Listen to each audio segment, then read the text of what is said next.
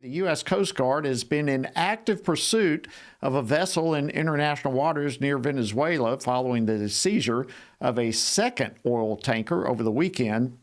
The Trump administration says the oil tanker seized on Saturday was part of a dark fleet of sanctioned cargo that's funding narco-terrorism.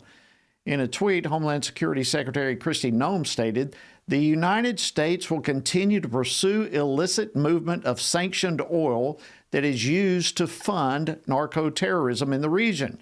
We will find you. We will stop you." So what can we make of the latest developments? Well, joining me now to discuss this and more is Congresswoman Claudia Tenney. She serves on several important committees, including the Ways and Means Committee, as well as the Permanent Select Committee on Intelligence. She represents the 24th Congressional District of New York. Congresswoman Tenney, great to have you back on Washington Watch. Thanks for joining us. Thank you. Great to see you. Okay, so let's just start with this. Your take on the sweeping blockade, if we can put it that way, targeting illicit oil shipments. Yeah, well, I think this is really important for people to understand. The president made a mission, and his mission was to stop narco-terrorism, to stop these dictatorships in our hemisphere.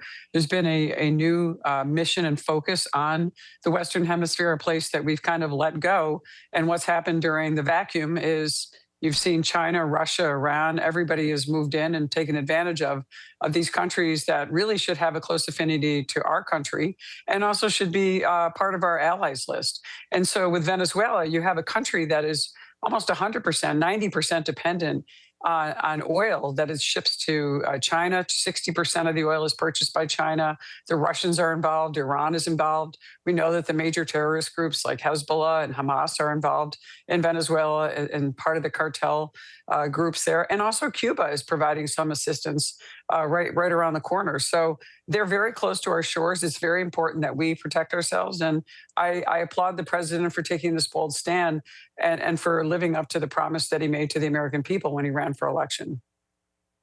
Yeah, and these are not just your average ships. I mean, these ships, as I understand it, they often disguise their location. They file all sorts of false paperwork. Why the deception for these ships? Look, they're trying to bring drugs in. They're making money. They don't care about people. This is all about profit. They don't care about anyone. Human trafficking, drug trafficking, it's all about making money. They're not legitimate democratic regimes. And by the way, a lot of these ships we haven't been able to actually seize because number one, they weren't in international waters. They were still in territorial waters.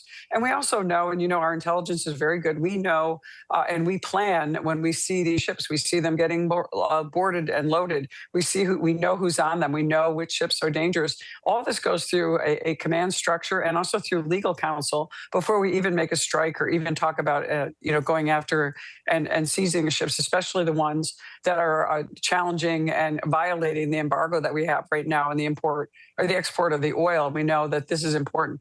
So when people are concerned about it, you see the Democrats talking about these poor innocent people or shipwreck sailors, as one of my colleagues once said.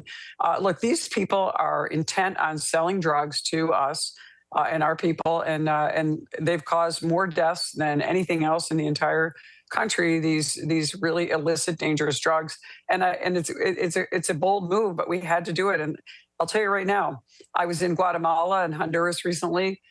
Those ships coming and those people, the cartel members and people that are within Central and South America, are not anxious to get on one of those ships with a mission to go to the United States and make hundreds of millions, if not billions, of dollars. Yeah, I bet. So, I mean, there's no doubt that these seizures, the blockades, are going to be impacting other nations as well. But overall, you would agree with the president's labeling of Maduro as a foreign terrorist organization, his regime? Absolutely. I mean, look what he does. I mean, there's nothing there. I mean, he didn't win election. He cheated and declared himself the winner, even though the evidence that we could actually ascertain proved that there was another winner, the Nobel Peace Prize winner, by the way. And also, when you look at what Maduro is doing, I mean, when you talk about the money, 80% of the people in Venezuela are living in poverty, and 50% are in extreme poverty. This is what a communist narco dictatorship does. They don't care about people. It's about profit for themselves and taking advantage of our country and using these, it's really an evil force. And the president has got the courage to confront evil. And our military service members are doing an amazing job and really going through. I think people think this is just some hit or miss thing, but as I just outlined for you, Jody, this is a very elaborate operation. You don't just go and just shoot off very expensive weapons at any old ship. I mean, this takes weeks to determine who these ships are. It takes weeks to determine the cargo ships and which one of those ships is part of this blockade, where they're destined to go. One cargo ship has almost 2 million barrels of oil. That's about $100 million for each ship. So we've already seized 2. We're going for 3. When this country completely depends on China and Russia and some of our enemies buying oil from them, they're not a legitimate regime. They're not trading with the rest of the world. They're certainly not trading with us like they used to back when we had different regimes in the past. Well, great point. On other international news, I know there's still big news coming out of Israel. In fact, they're facing a potential strike by Iran, and who knows where that's going to go. Although they've had a couple of months of relative peace, there's still a lot of issues there. And Israeli Prime Minister Benjamin Netanyahu is expected to be here in Washington in the next week or so. Any idea what you're hearing regarding that meeting? Look, I think it's really important that Israel continues to get our full support. We need to stop Hamas, stop the Iranian terrorist regime. That, by the way, look what they do to their own people. I mean, they clamp down on freedom. The people live in poverty. Iran in the 70s, before the Ayatollah took over, was a very sophisticated, well-educated population. And many of those people, especially those who stand up to the regime, are either murdered or maimed. They cut the eyes out of people who are attractive, who oppose the regime. I mean, it couldn't be more cruel. They hold our hostages, and the money that they obtain from China for sale of oil. Again, the sanctions we put in place under President Trump in his first term, which were reinstigating and taking out their nuclear sites, and the fact that they're trying to re-up and go after Israel again. They have they actually have 2 missions. The little Satan is to eliminate Israel. The big Satan is to eliminate the United States.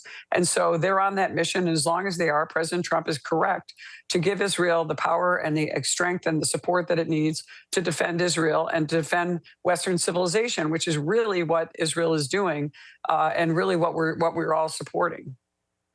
Absolutely. Last question, just got a couple of minutes, but more in domestic news here. Senate Democrats are actually raising the threat of yet another government shutdown in late January, potentially. What have you been hearing regarding all of that and what may unfold next month? Look, the Democrats have absolutely nothing to run on.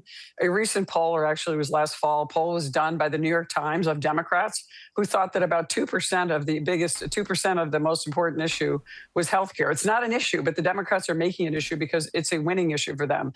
These subsidies that we're talking about that they want to increase only hurt small businesses. So you look at a district like mine, my district is actually 95% small businesses. So 95% of the people that go to work are going into a small business. Having no choice, having no transparency, having all these subsidies go into these programs only helps big government and insurance companies, and they're the ones pocketing it, and it's forcing closure and elimination or the loss of businesses out of New York State. And this is happening in other states that actually play the subsidy game. The subsidies don't actually help, but what they do is give temporary cover to certain Democrats, and in some cases, unfortunately, some Republicans who think this is the answer. I run a small business in New York. At least my family business is still there. I don't get to run it anymore. But, this is a huge problem. Healthcare is a huge cost along with energy. So I'm hoping they don't do that again. But this is the only issue they have. Thank you, Congresswoman Claudia Tenney. Always great to have you. We love having you on Washington Watch. Wish you a Merry Christmas. Thank you for joining us. Thanks so much, Jody. Merry Christmas to everyone out there, and God bless.